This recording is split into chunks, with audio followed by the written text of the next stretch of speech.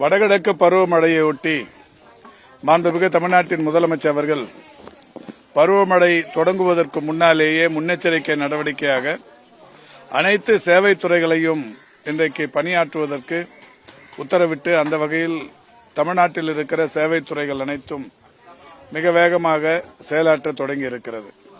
குறிப்பாகவும் சிறப்பாகவும் பெருநகர சென்னை மாநகராட்சி, அதேபோல் இன்றைக்கு தாம்பரம் மாநகராட்சி, ஆவடி மாநகராட்சிகளைச் சேர்ந்த மக்கள் பிரதிநிதிகள் அனைவரையும் அழைத்து மாண்புமிகு தமிழ்நாட்டின் துணை முதலமைச்சர் அவர்கள் இதுவரை ஒரு பெரிய அளவிலான கூட்டம் நடத்தி இதுபோன்ற மழைக்காலங்களில் மக்களிடையே எப்படி தொடர்ந்து பணியாற்றிட வேண்டும் என்கின்ற வகையிலான ஒரு அறிவுறுத்தல் கூட்டம் ஒன்று நடைபெற்றது. கடந்த 3 நாட்களாக மாண்புமிகு தமிழ்நாட்டின் துணை முதலமைச்சர் அவர்கள் சென்னையின் பல்வேறு பகுதிகளில் எங்கேயெல்லாம் கடந்த காலங்களில் மழைநீர் தேங்கி நின்றதோ அங்கேயெல்லாம் புதிய மழைநீர் வடிகால் வாய்கள் கட்டுவிக்கப்பட்டதற்கு பிறகு எந்த அளவுக்கான பலன் இருக்கிறது என்பதை நேரடியாக ஆய்வு செய்து வருகிறார்கள்.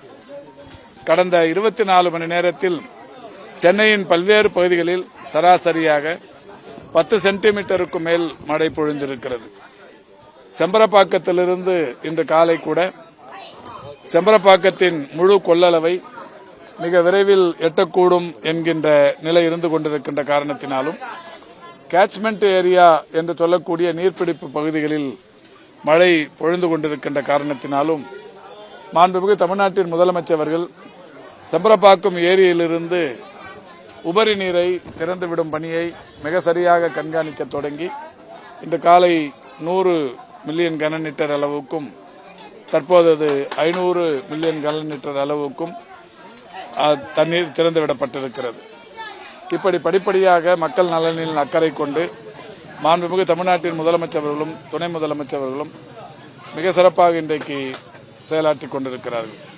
பெருநகர சென்னை மாநகராட்சியை பொறுத்தவரை இதற்கு முன்னால் எல்லாம் ஒரு 4-5 சென்டிமீட்டர் அளவுக்கு மழை பொழிவு இருந்தாலே வாரக்கணக்கில் பல்வேறு சாலைகளில் தண்ணீர் தேங்கி நிற்கும். சென்னையில் இருக்கிற சுரங்கப்பாதைகள் பெரும்பகுதி போக்குவரத்துக்கு இடையூறாய் நீர் சூழ்ந்து காணப்படும். ஆனால் கடந்த 24 மணி நேரத்தில் சென்னையின் பல்வேறு பகுதிகளில் 10 சென்டிமீட்டர் அளவுக்கு மழை பொழிந்தும் கூட எந்த சுரங்கப்பாதையும் மூடப்படவில்லை. எந்த சுரங்கப்பாதையிலும் போக்குவரத்து தடை செய்யப்படவில்லை.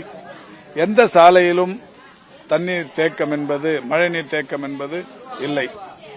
கடந்த காலங்களில் ஏற்பட்ட படிப்பினையின் காரணமாய் எந்த பகுதிகளில் மழைக்காலங்களில் தண்ணீர் தேங்கி நிற்கிறதோ அங்கே எல்லாம் இப்பொழுது புதிய மழைநீர் வடிகால் வாய்களை அமைத்தும் ஏற்கனவே இருக்கிற மழைநீர் வடிகால் வாய்களை தூர்வாரியும் சென்னையின் பிரதான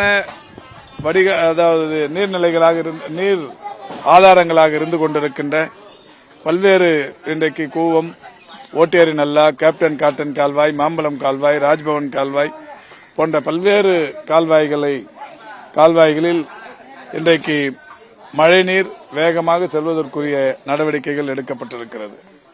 அடையாறு ஆற்றின் முகத்துவாரத்தை நீர்வள ஆதாரத்துறை தொடர்ந்து அதை சுத்தப்படுத்திக் கொண்டிருப்பதால் இன்றைக்கு செம்பரப்பாக்கத்திலிருந்து திறந்துவிடப்படுகிற உபரி நீரும் தடையில்லாமல் கடலில் சேர்கிற வகையில் இன்றைக்கு அந்த பணிகள் நடைபெற்று முடிந்து எந்த விதமான பிரச்சனையும் இல்லாமல் நடைபெற்றுக் கொண்டிருக்கிறது.